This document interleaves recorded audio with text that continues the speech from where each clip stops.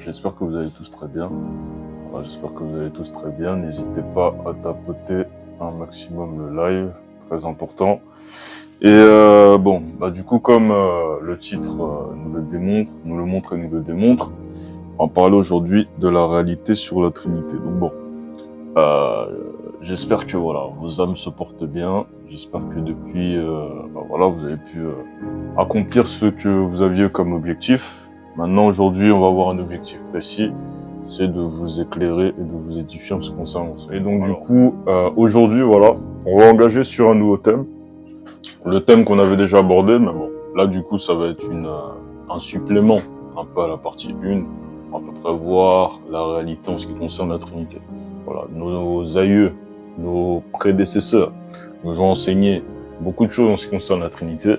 Maintenant, on va voir à peu près et on va répondre dans les deux parties qu'on va voir, parce que là, aujourd'hui, on va voir seulement une petite partie. On va pas tout voir tout de suite, parce que si j'arrive, j'engage et je déballe tout, je pense que la plupart d'entre vous, ça va être un petit peu compliqué et il y en a peut-être qui vont avoir du mal à suivre. Donc, je pense qu'on va faire ça en deux parties. Voilà, donc aujourd'hui, on va voir la partie 1, la Trinité. Donc, on va répondre à la question de est-ce que la Trinité, c'est Dieu? Et normalement, la semaine prochaine, donc lundi prochain, on va voir la Trinité, c'est qui? Parce que oui, la Trinité est approuvée d'après la Bible. Maintenant, il faut savoir qui est la Trinité. Parce que bon, comme j'ai toujours dit, les enseignements qu'on file ici, c'est des enseignements que vous n'allez pas entendre ailleurs. Voilà, faut pas qu'on aille mentir ici. C'est très rare, voire vous avez 0,01% de chance de trouver ça ailleurs. Donc du coup, on va engager. Donc en ce qui concerne la réalité concernant la Trinité. Alors déjà, premièrement, on va s'attarder, comme je l'ai toujours fait, sur la définition de la Trinité. Qu'est-ce que c'est que la Trinité? Donc du coup, je me suis baladé à peu près sur le téléphone et j'ai tapé et voici ce qui sort. Donc en ce qui concerne la Trinité. Donc voici ce que ça dit. La Trinité. Dans le christianisme, la Trinité est le Dieu unique en trois personnes distinctes. Le Père, le Fils et le Saint-Esprit. Ayant la même subsistance divine, la foi en la Trinité est le principe fondateur commun, principal, confession chrétienne, catholicisme, orthodoxie et protestantisme. En d'autres termes, lorsqu'on nous parle de Trinité, la Trinité dit que c'est Dieu unique sous trois personnes. Le Père, le Fils et le Saint-Esprit. Et la particularité de la Trinité, c'est que le Père n'est pas le Fils n'est pas le Saint-Esprit, et le Saint-Esprit non plus n'est pas le Père. Donc on va à peu près étudier ça dans cette vidéo. Est-ce que c'est crédible? Dans ce live-là, on va voir est-ce que c'est crédible, est-ce que c'est propre même conformément à l'Écriture. Donc premièrement, on va filer dans le premier verset. Il se situe dans Ésaïe 9, le verset 5, très important. Ça va être à peu près notre verset introductif pour qu'on puisse rentrer là-bas. Parce que premièrement, avant même de parler même d'un tel sujet, je pense que pour l'introduction, rien de mieux que d'aller dans les prophéties. Donc nous sommes dans Ésaïe 9, le verset 5, qui nous dit ceci. Ça nous dit, « Car un enfant nous est né, un fils nous est donné, et la domination reposera sur son épaule. On l'appellera admirable, conseiller, Dieu puissant, Père éternel, prince de la paix. » Donc ça veut dire quoi? Étant donné que les livres comme Ésaïe, Ézéchiel, Néhémie, ainsi de suite, c'est toujours des livres qui sont prophétiques. Ça veut dire que ça fait partie de la Torah, mais la Torah est composée en deux parties. On a la première partie qui est dans l'Ancien Testament, Genèse, Exode, Nombre, Deutéronome, Lévitique, là où on nous parle beaucoup plus des lois qui sont instaurées.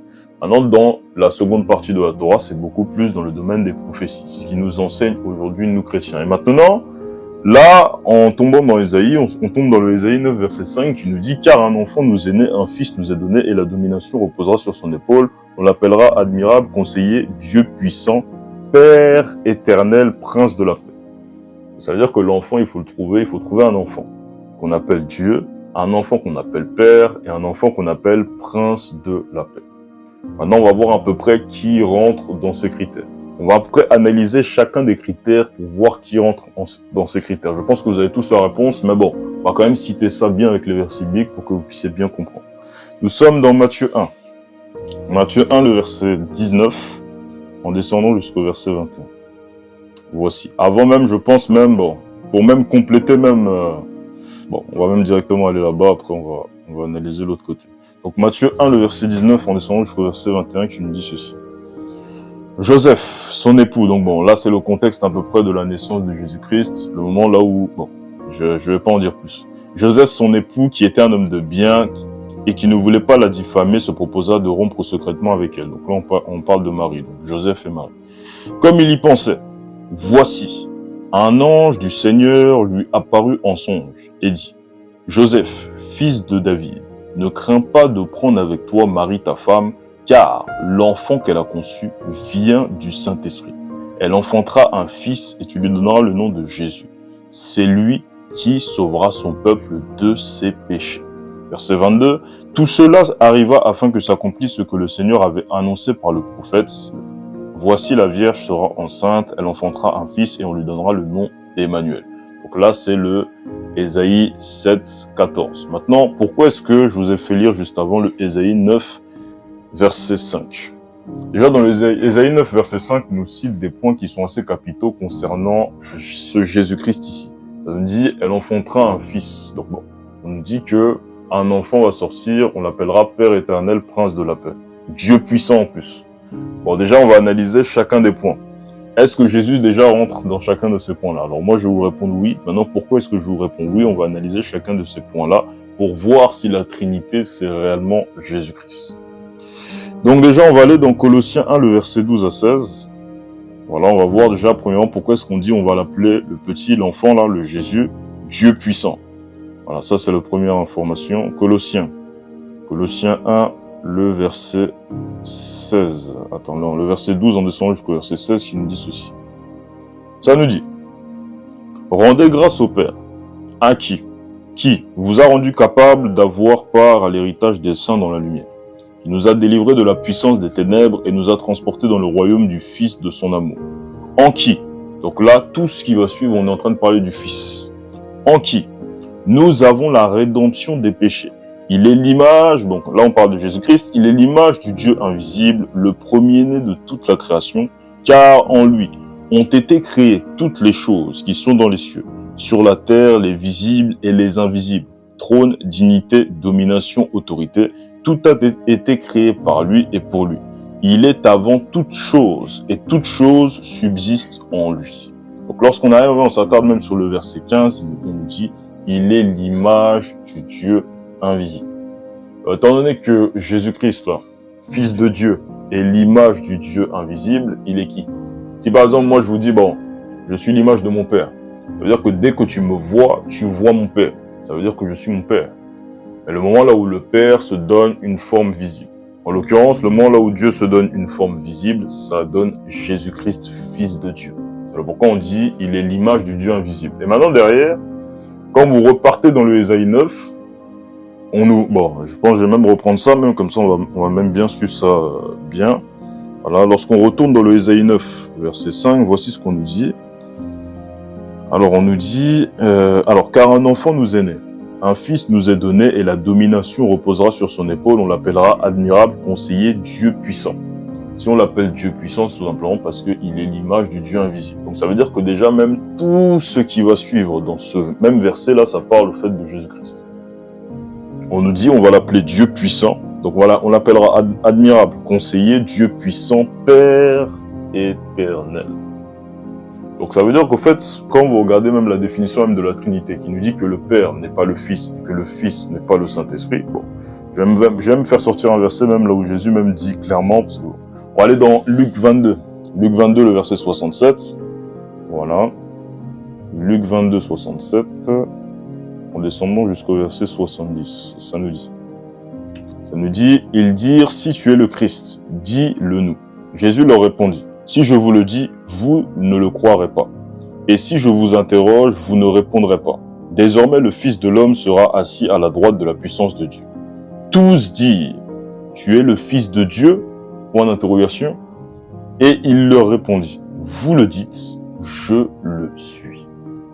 Donc ça veut dire que Jésus-Christ là, c'est lui-même qui est le Fils de Dieu. Donc Jésus-Christ lui-même dit qu'il est le Fils de Dieu. Donc maintenant derrière, lorsqu'on retourne dans le Ésaïe 9, ça nous dit, on l'appellera, donc l'enfant qui nous est né là, on l'appellera Dieu puissant, Père éternel.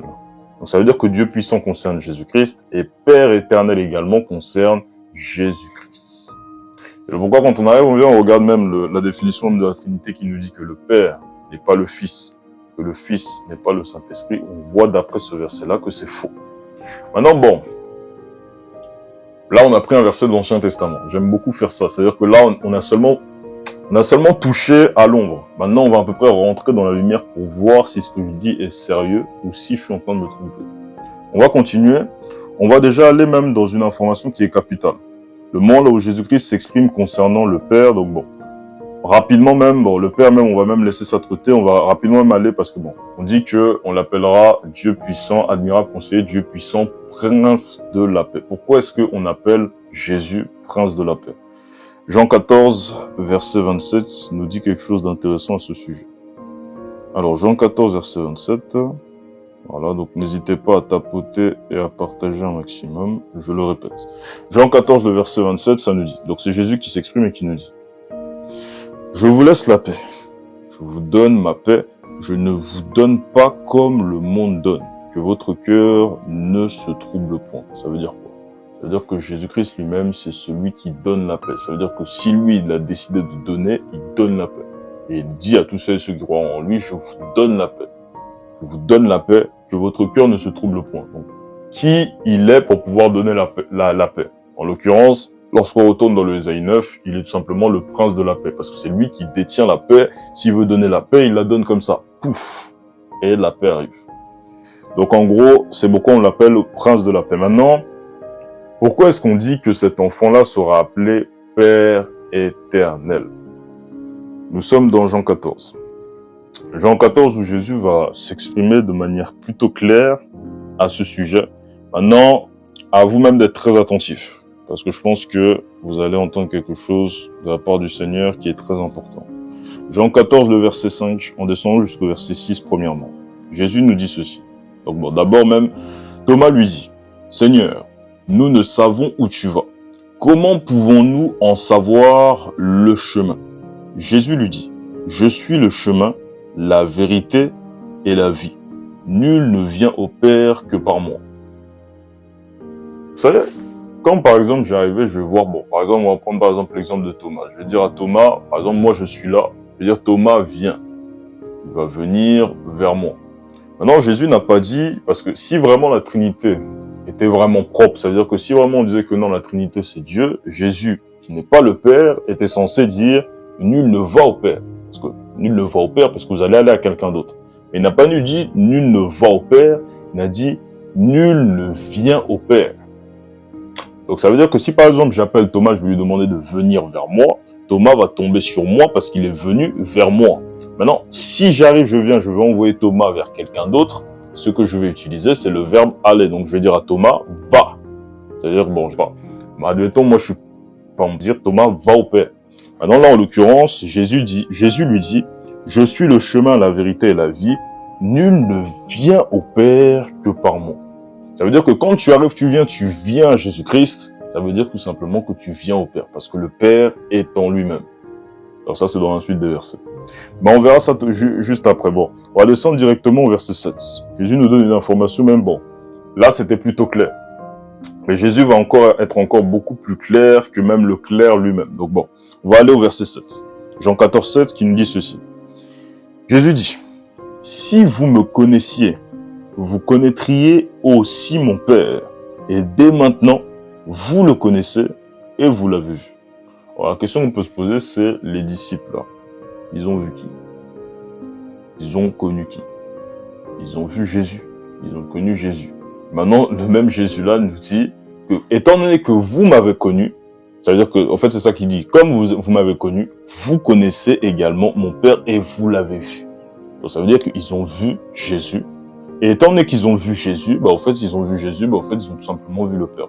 C'est exactement ça que Jésus nous dit. Et maintenant, au verset 8, Philippe également va se poser exactement la même question que les Trinitaires. Les Trinitaires vont se poser, et bon, je pense pas qu'ils se sont posés cette question-là, mais c'est la question que devrait se poser n'importe quel Trinitaire. Philippe lui dit, « Seigneur, montre-nous le Père et cela nous suffit. » Donc, ça veut dire que Philippe, vraiment, il est dans une phase où il se dit, « Non mais, Jésus, là, tu nous parles beaucoup du Père, Père, mais le Père là-même, c'est qui ?» Maintenant, voici ce que Jésus va lui dire. Jésus lui dit, « il y a si longtemps que je suis avec vous et tu ne m'as pas connu? Pause. Là, Philippe demande, le Père c'est qui? Maintenant, Jésus dit, mais attends, tu ne m'as pas connu. Bon, si vraiment Jésus n'est pas le Père, quel est le rapport? Pourquoi Jésus nous dit, tu ne m'as pas... Ça veut dire qu'à chaque fois qu'on parle du Père, automatiquement, il ramène la chose à lui. Il dit, Philippe, tu ne m'as pas connu? Celui qui m'a vu, moi Jésus-Christ, a vu le Père. Comment dis-tu, montre-nous le Père? Donc je pense que ça, c'est un verset même qui est plutôt clair. Ça veut dire que dès le moment là où tu vois Jésus, tu vois le Père. Donc ça va toujours dans le même principe. Maintenant, on va à peu près continuer au verset 10. Jésus dit, « Ne crois-tu pas que je suis dans le Père et que le Père est en moi? Les paroles que je vous dis, je ne les dis pas de moi-même, et le Père qui demeure en moi, c'est lui qui fait les œuvres. Croyez-moi, je suis dans le Père et le Père est en moi. Croyez du moins à cause de ses œuvres. » Donc en gros, même le verset 11, même, c'est encore un verset qui nous confirme même, encore une fois que Jésus-Christ c'est le Père. Mais bon, premièrement, avant même d'aller au verset 11, on va aller dans le verset 10. Jésus dit, « Je suis dans le Père et le Père est en moi. » Bon, lorsque Jésus nous dit, « Je suis dans le Père et le Père est en moi », en fait, c'est simple. Lorsqu'on parle de Père, on parle tout simplement de la divinité. On parle tout simplement de l'éternité. On parle tout simplement de la nature divine de Jésus-Christ. Parce que lorsque vous avez regardé bien, si on remplace Père par nature divine, si on remplace Père par divinité, vous verrez que c'est tout simplement clair. Par exemple, on arrive, on vient, par exemple là, si on va au verset 10, on remplace Père par divinité, vous allez voir, ne crois-tu pas que je suis dans la divinité et que la divinité est en moi? Les paroles que je vous dis, je ne les dis pas de moi-même, et la divinité qui demeure en moi, c'est lui qui fait les œuvres. Croyez en moi, je suis dans la divinité et la divinité est en moi. Croyez du moins à cause de ses œuvres. Et même le C même, ses œuvres, la façon même dont le C même est écrit, C-E-S. Lorsque vous écrivez S-E-S, la différence entre le S, bon, on va faire un léger cours de grammaire, la différence entre le S-E-S et le C-E-S, lorsqu'on parle de S-E-S, on parle beaucoup plus de, d'appartenance. Ça veut dire que je sais pas, j'ai envoyé ces chiens. Là, on utilisera S-E-S, parce que les chiens m'appartiennent. J'ai envoyé cette veste, enfin ces vestes. Ces vestes-là m'appartiennent, donc S-E-S. Mais là, en l'occurrence, c'est écrit, donc Jésus dit, croyez-moi, je suis dans le Père et le Père est en moi, croyez du moins à cause de ses œuvres. Lorsqu'on parle de C-E-S, ça veut tout simplement dire que ça désigne quelqu'un. Je suis avec ces personnes. C-E-S. Et quand Jésus dit « croyez du moins à cause de ses œuvres », le « C » désigne quelqu'un. Et quand il dit « croyez du moins », et dans le contexte là, le moment où il parle du Père, donc dès le moment où il dit « C-E-S », en fait ça désigne le Père. Croyez du moins à cause de ses œuvres, les œuvres du Père. Sauf que le Père était où pour œuvrer? À l'instant là où Jésus est en train de parler. On peut donner même un exemple même des œuvres dont Jésus-Christ nous parle. On peut même aller dans le Luc 5, verset 14. Voilà. On va donner un petit exemple même. Voilà. Croyez du moins à cause de ses œuvres. Donc, voilà. Luc 5, verset 14, en descendant. Bon, je pense même, on va pas directement aller au verset 14, on va même monter au verset 12. Jésus étant dans une des villes, et voici un homme couvert de lèpre, l'ayant vu, tomba sur sa face, et lui fit cette prière. « Seigneur, si tu le veux, tu peux me rendre pur. » Jésus étendit la main, le toucha et dit, « Je le veux, sois pur. » Aussitôt, la lèpre le quitta. Donc, croyez en moi, Jésus, à cause de ses œuvres, ce que je fais, ce que j'œuvre. Croyez en moi à cause de ses œuvres. Mais c'est Jésus-Christ qui était en train d'œuvrer. C'était pas le Père, c'était Jésus-Christ qui était en train d'œuvrer. Parce que si on arrive, on peut partir du simple que quand il dit, on peut partir du principe que quand il disait ses œuvres, il parlait du Père au moment de la création, le moment là où le Père était en train de créer. Nous, on n'a pas de souci avec ça. Mais si il parlait de ça, ça veut dire qu'il parlait de la création, ça veut dire qu'il parlait de ce que le Père était en train de créer. Donc il allait utiliser le terme créer, il allait peut-être utiliser le terme créer ou même le terme déclarer. Mais s'il disait une œuvre, parce que le moment là où on parle d'œuvre, une œuvre, ça veut dire que c'est ce que tu fais, c'est ce que tu bâtis, c'est un peu comme un ministère, c'est ce que tu es actif. Donc c'est le pourquoi Jésus, le moment où il dit croyez à cause de ses œuvres, le moment où le CES, il parle du Père, sauf que c'est lui qui agit, donc ça veut tout simplement dire que lui-même c'est le Père, et que le Père ce n'est d'autre que Jésus-Christ lui-même. Donc la Trinité n'est pas Dieu. Pourquoi? Parce que la Trinité dit que le Père n'est pas le Fils, et que le Fils n'est pas le Saint-Esprit. Mais là, lorsqu'on regarde bien, Jésus-Christ qui est le Fils est également le Père. Donc c'est chaos. Donc à ce moment-là, la Trinité ne peut pas être Dieu. Donc bon, on va à peu près continuer encore dans le développement, voilà, parce que c'est pas encore fini. On pourrait même, bon, on a un petit verset, donc là je pense que je vais faire un petit peu une sorte de plus-value. On a un verset également qui ressort énormément. Parce que quand on dit que Jésus-Christ c'est le Père, il y a des gens qui se posent énormément de questions et il y a un verset précis que les trinitaires utilisent. On va aller dans Marc 1, le verset 9 en descendant jusqu'au verset 11. Marc 1, 9 à 11, qui nous dit ceci. Alors, ça nous dit, en ce temps-là, Jésus vint de Nazareth, en Galilée, et il fut baptisé par Jean dans le Jourdain. Au moment où il sortait de l'eau, il vit les cieux s'ouvrir et l'Esprit descendre sur lui comme une colombe. Verset 11, et une voix se fit entendre des cieux. Ces paroles... Une voix se fit entendre des cieux ces paroles. Tu es mon fils bien-aimé. En toi, j'ai mis toute mon affection. Donc en gros, je vais vous mettre un peu dans le contexte. Jésus est là, il est sur la terre. Il vient de finir de prendre son baptême. Jean qui l'a baptisé. Et ensuite, après, une fois qu'il a fini de prendre son baptême, derrière, on a une voix qui se fait entendre des cieux. Le Père qui s'exprime et qui dit, celui-ci est mon fils bien-aimé en qui j'ai mis toute mon affection.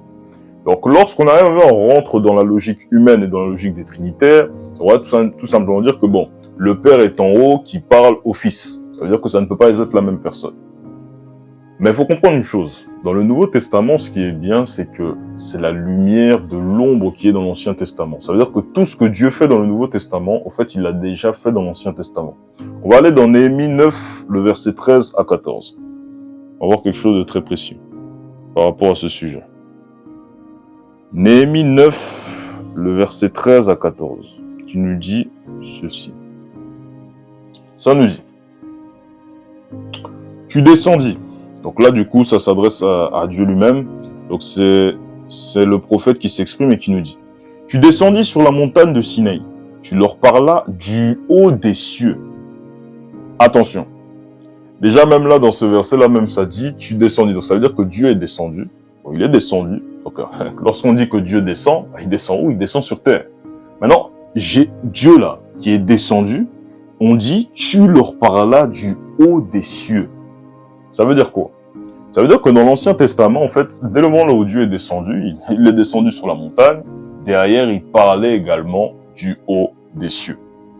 Bon, si on rentre dans la logique des trinitaires, ça voudrait dire que Dieu a été coupé en deux. C'est-à-dire que non, il y a eu le Fils qui est ensuite après il y a eu le Père. Non, c'est faux. Parce que c'est le même Dieu qui opère, le même Dieu. Ça, tu descendis sur la montagne de Sinaï, tu leur parlas du haut des cieux. Tu leur donnas des ordonnances justes, des lois, des vérités, des préceptes et des commandements excellents. Ça veut dire que Dieu n'est pas limité. Ça veut dire que Dieu peut très bien être sur la terre et parler du haut des cieux. Dieu est illimité. On va même faire sortir encore un autre verset. Éphésiens 4, très important. Éphésiens 4, le verset, bon, je pense qu'on va même aller au verset 1. Parce que ça, c'est des choses qu'on vous a enseigné depuis, on nous a enseigné depuis longtemps. Je pense que même, il faut même cogner tout ça. Donc voilà, on va aller au verset 5. Éphésiens 4, verset 5, en descendant jusqu'au verset 6, qui nous dit ceci. Il y a un seul Seigneur, une seule foi, un seul baptême, un seul Dieu et Père de tous, qui est au-dessus de tous, et parmi tous, et en tous. C'est-à-dire que Dieu n'est pas limité. Dieu peut être au-dessus, mais il peut également être parmi, et il peut également être en toi, croyant. Donc, du coup, même ça, bon, quand les trinitaires utilisent ce verset-là, filez-leur le Néhémie 9, verset 13, qui démontre que Dieu, le moment où il est descendu sur la montagne, il était également en train de parler du haut des cieux. Donc, très important également à savoir. Maintenant, on va continuer parce que du coup, c'est pas encore fini. Donc déjà, on a analysé la définition de la Trinité qui nous dit le Père n'est pas le Fils n'est pas le Père, le Fils n'est pas non plus le Saint-Esprit n'est pas le Père. Donc du coup, déjà, on a déjà cogné la première partie. Maintenant, on va aller cogner sur la deuxième partie parce qu'il y a beaucoup d'informations qu'il faut que vous sachiez et que beaucoup même ne savent pas. Donc on va aller déjà même dans Hébreux 7. Hébreux 7, donc bon, ça c'est un verset même, j'ai sorti ça en évangélisation, donc je vais ressortir ça ici parce que c'est tellement important et tellement capital. Donc on va voir une des fonctions que Jésus-Christ occupe. Donc bon, Jésus qui est fils, bon, je pense que bon, on y est déjà venu, mais bon, je pense qu'on va quand même y venir un petit peu plus, voilà, comme ça vous allez bien comprendre, même si je pense que c'est des choses que vous connaissez déjà. Bon, on va laisser le hébreu, on va aller d'abord dans 1 Jean 4, le chapitre 4 au verset 14 à 15. Tu nous dis ceci. Et nous avons vu et nous attestons que le Père a envoyé le Fils comme sauveur du monde. Celui qui confessera que Jésus est le Fils de Dieu, Dieu demeure en lui et lui en Dieu. Donc Jésus-Christ qui est tout simplement le Fils de Dieu. Donc dès le moment où on parle de Fils de Dieu, d'ailleurs, information qui est très importante, on va aller même dans Philippiens 2.5 aussi. Voilà, il vaut mieux aller par là aussi, pour que vous puissiez bien comprendre lorsqu'on parle de Père et de Fils. Vous allez comprendre aujourd'hui. Donc Philippiens 2, le verset 5, qui nous dit ceci. Alors bon, je pense même, je vais même monter au verset 4 pour une meilleure compréhension. Que chacun de vous, au lieu de considérer ses propres intérêts, considère aussi ceux des autres. Ayez en vous les sentiments qui étaient en Jésus-Christ, lequel, existant en forme de Dieu, n'a point regardé comme une proie arrachée d'être égal avec Dieu, mais s'est dépouillé lui-même en prenant une forme de serviteur, en devenant semblable aux hommes et ayant paru comme un simple homme. Donc en gros, lorsqu'on nous parle du Père, en fait, on nous parle de Jésus-Christ dans son aspect naturel, qui il est réellement. L'aspect, donc là, comme l'Écriture nous dit, existant en forme de Dieu. Il s'est dépouillé de lui-même. Le moment là où il s'est dépouillé lui-même et il a pris une forme de serviteur en devenant semblable aux hommes, c'est ça qu'on appelle fils. Ça veut dire que dès le moment là où Dieu prend un corps pour se faire chair, pour venir sur la terre, c'est ça qu'on appelle fils de Dieu. Donc dès le moment là où on dit que le Père a envoyé le Fils, en d'autres termes, c'est simple. Jésus-Christ lui-même, dans sa position naturelle de Dieu Tout-Puissant, dans l'invisibilité totale, est venu sous forme visible, sous forme humaine, pour pouvoir sauver l'humanité du péché. Il a pris la forme de Fils. Donc en gros, c'est ça qu'on dit, le Père a envoyé le Fils. Donc c'est un petit peu ça. Donc du coup, on va aller dans Hébreux 7, le verset 22 en descendant jusqu'au verset 24. Voilà. Donc là, on a à peu près démontré que le Père et le Fils, c'est simplement la même personne, contrairement à la définition de la Trinité. Maintenant, on nous dit que le Fils, le Père, donc du coup la même personne là, n'est pas le Saint-Esprit. Donc on va pouvoir voir ça et on va pouvoir travailler ça dans les versets prochainement qui vont sortir. Donc d'abord, nous sommes dans Hébreux 7, le verset 22, en descendant jusqu'au verset 24. Et qui nous dit ceci. Jésus est par cela même le garant d'une alliance plus excellente. De plus, il y a eu des sacrificateurs en grand nombre, parce que la mort les empêchait d'être permanents. Mais lui, Jésus-Christ, parce qu'il demeure éternellement, possède un sacerdoce qui n'est pas transmissible. Ça veut dire que la position de Jésus-Christ, là, elle n'est pas transmissible. Donc là, on va aller au verset 25. C'est aussi pour cela qu'il peut sauver parfaitement ceux qui s'approchent de Dieu par lui, étant toujours vivant pour intercéder en leur faveur.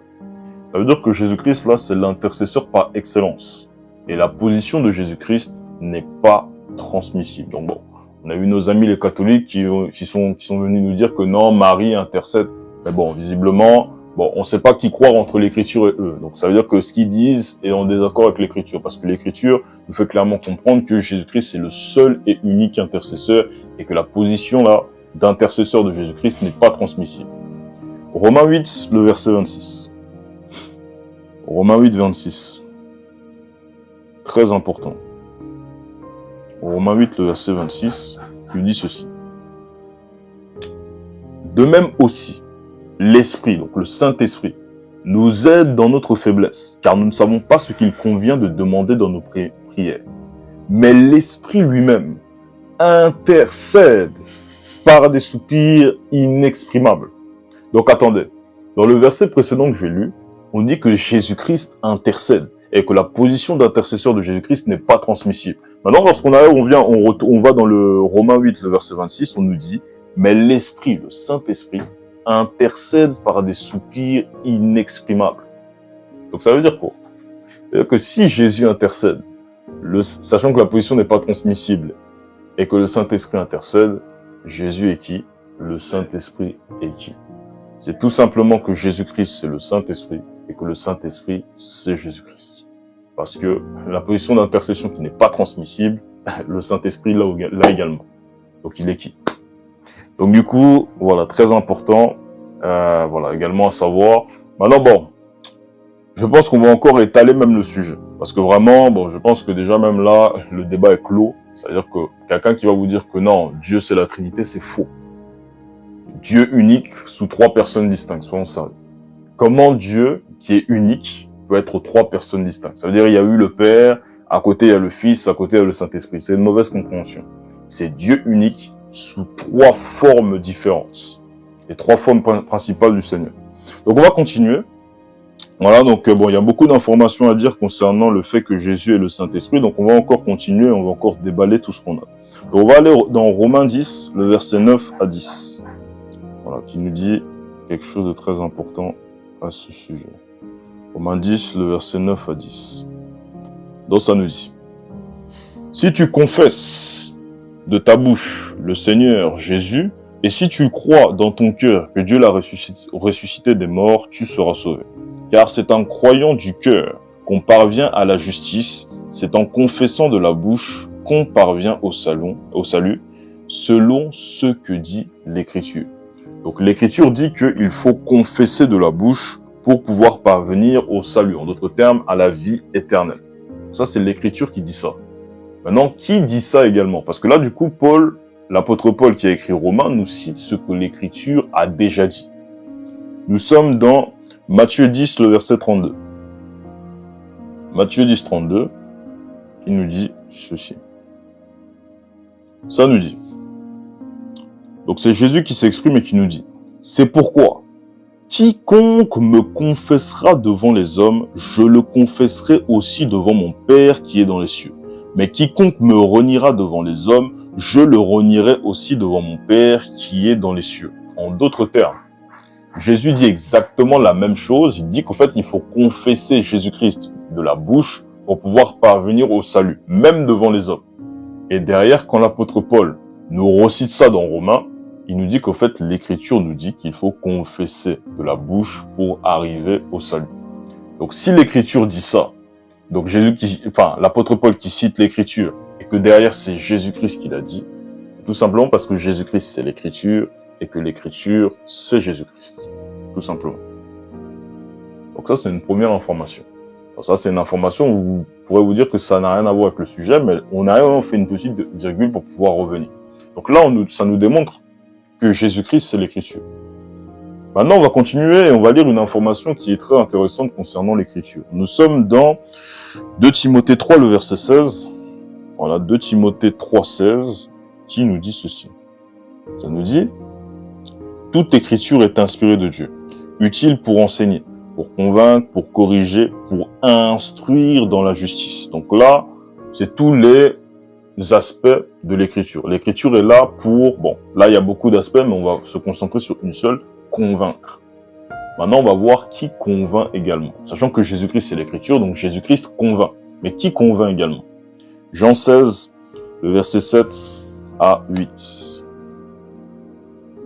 Jean 16, le verset 7 à 8, qui nous dit ceci. Ça nous dit: cependant, c'est Jésus qui s'exprime, il dit: cependant, je vous dis la vérité. Il vous est avantageux que je m'en aille, car si je ne m'en vais pas, le Consolateur ne viendra pas vers vous. Mais si je m'en vais, je vous l'enverrai. Et quand il sera venu, il convaincra le monde en ce qui concerne le péché, la justice et le jugement. Verset 9, en ce qui concerne le péché, parce qu'il ne croit pas en moi. Maintenant, lorsqu'on va au verset 13, le même contexte de ce chapitre, quand le Consolateur sera venu, l'Esprit de vérité, il vous conduira dans toute la vérité. Ça veut dire quoi? Ça veut dire que dès le moment où Jésus nous parle du consolateur, en fait, il nous parle de l'esprit de vérité. En d'autres termes, le Saint-Esprit. Et d'ailleurs, Jésus nous dit que le Saint-Esprit, il convaincra le monde en ce qui concerne le péché. Sauf que, qu'est-ce qui convainc? Lorsqu'on retourne dans 2 Timothée 3, verset 16, ce qui convainc, c'est l'écriture. Ça veut dire que l'écriture convainc, sachant que l'écriture, c'est Jésus-Christ. Ça veut dire que Jésus-Christ convainc, étant l'écriture. Maintenant, le Saint-Esprit également, il est là également pour convaincre. Donc ça veut dire que si le Saint-Esprit est là pour convaincre également, sachant que c'est l'écriture qui le fait, ça veut dire que le Saint-Esprit, c'est l'écriture, et que l'écriture, c'est le Saint-Esprit. Et maintenant, l'écriture, c'est qui? L'écriture, c'est Jésus-Christ. Donc ça veut dire que, en fait, c'est toujours la même personne, mais sous plusieurs formes différentes. En gros, si vraiment, pour que vous puissiez comprendre, en gros, on a l'écriture qui est là. Les aspects de l'écriture se trouvent chez Jésus-Christ. Les aspects de l'écriture se trouvent chez le Saint-Esprit. Donc ça veut dire que les trois, en fait, c'est tout simplement la même personne. Tout simplement. Donc du coup, c'est un petit peu ça. Et maintenant qu'on a vu tout ça, je pense que je vais filer même un dernier verset. Ça va même être un verset même pour tout casser qui est marteau pilon. Donc ça, c'est vraiment un verset même qu'il faut sortir à tous les trinitaires qui vous disent que Jésus n'est pas le Père et que Jésus n'est pas le Saint-Esprit. Matthieu 28, le verset 19. Matthieu 28, le verset 19. Qui nous dit ceci? Ça nous dit, allez, faites, donc c'est Jésus qui s'exprime, qui nous dit, je vais même monter au verset 18. Jésus s'étant approché leur parla ainsi. Tout pouvoir m'a été donné dans le ciel et sur la terre. Allez, faites de toutes les nations des disciples, les baptisant au nom du Père, du Fils et du Saint-Esprit. Question pour les trinitaires, qui disent que le Père, le Fils et le Saint-Esprit n'est pas la même personne. Quel est le nom du Père et quel est le nom du Saint-Esprit? C'est la question qu'on peut leur poser. Et lorsque vous regardez bien même le verset 19, ça nous dit « Allez faire de toutes les nations des disciples, les baptisant au nom du Père, du Fils et du Saint-Esprit. » Nom est écrit sans S. Ça veut dire quoi? Ça veut dire qu'il y a un nom qui englobe le nom du Père, du Fils et du Saint-Esprit. Et maintenant, ce nom-là, c'est quoi? Acte 2, le verset 37 à 38. Acte 2, 37 à 38, qui nous dit ceci. Et ça nous dit, après avoir entendu ce discours, ils eurent le cœur vivement touché. Et ils dirent à Pierre et aux autres apôtres, hommes frères, que ferons-nous? Pierre leur dit, repentez-vous et que chacun de vous soit baptisé au nom de Jésus-Christ pour le pardon de vos péchés et vous recevrez le don du Saint-Esprit. Donc ça veut dire quoi? Lorsque vous analysez bien le Matthieu 28, verset 19, Jésus a dit « baptisé au nom du Père, du Fils et du Saint-Esprit ». Maintenant, quand Jésus-Christ s'est exprimé comme ça, l'apôtre Pierre était bel et bien présent parce qu'il s'adressait aux disciples. Et maintenant, le même apôtre Pierre, rempli du Saint-Esprit dans le contexte de Actes chapitre 2, je vous ai bien dit que nom était écrit sans S. Ça veut dire qu'il y a un nom qui englobe le nom du Père, du Fils et du Saint-Esprit. Et maintenant, le même apôtre Pierre, le moment où on va dans le verset 38, il dit « Repentez-vous et que chacun de vous soit baptisé au nom de Jésus-Christ pour le pardon de vos péchés et vous recevrez le don du Saint-Esprit. » Il n'a pas dit baptisé au nom du Père, du Fils et du Saint-Esprit, tout simplement parce que le nom du Père, du Fils et du Saint-Esprit, ce n'est d'autre que Jésus-Christ lui-même.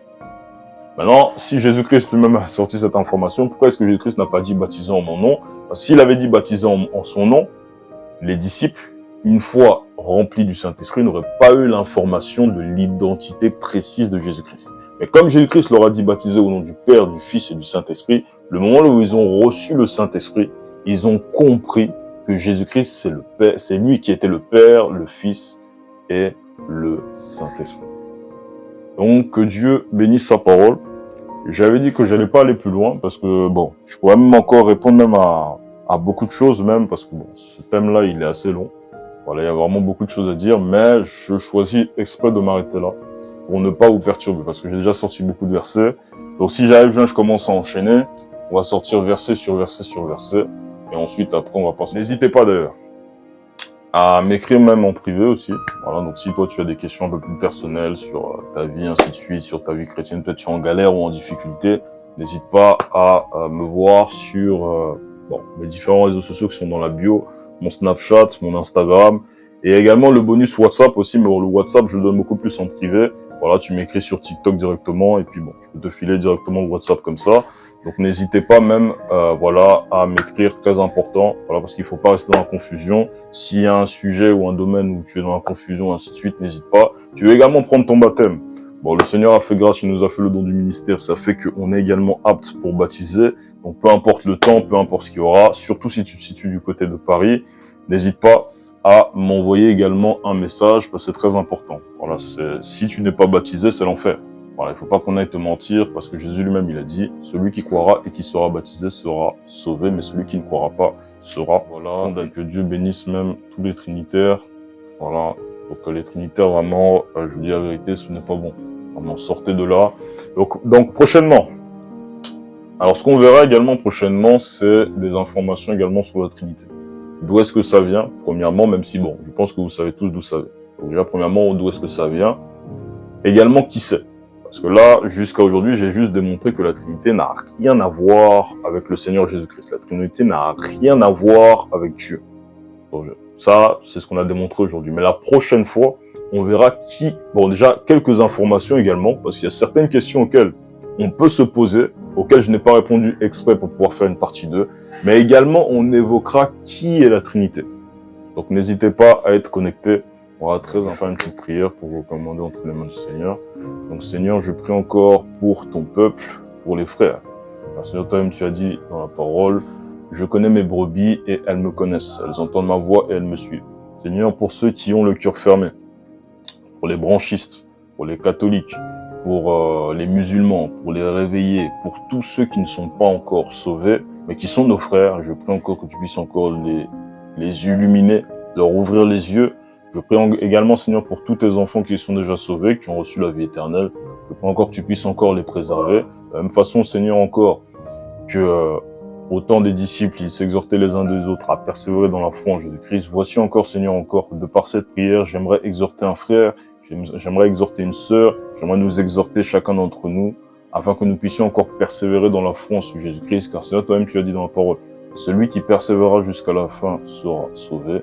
Aide-nous encore à mieux comprendre ta parole, aide encore ton peuple encore à mieux comprendre la parole, et que chacun d'entre nous, nous puissions être édifiés pour l'avancement et la croissance de ton royaume. C'est ma prière au nom puissant de Jésus-Christ. Amen. Donc, pour le programme, nous serons en évangélisation, si le Seigneur permet, dès ce samedi. Voilà, donc on sera en live samedi, vers les 15h30 par là. Donc, n'hésitez pas également à être connecté et que le Seigneur vous bénisse.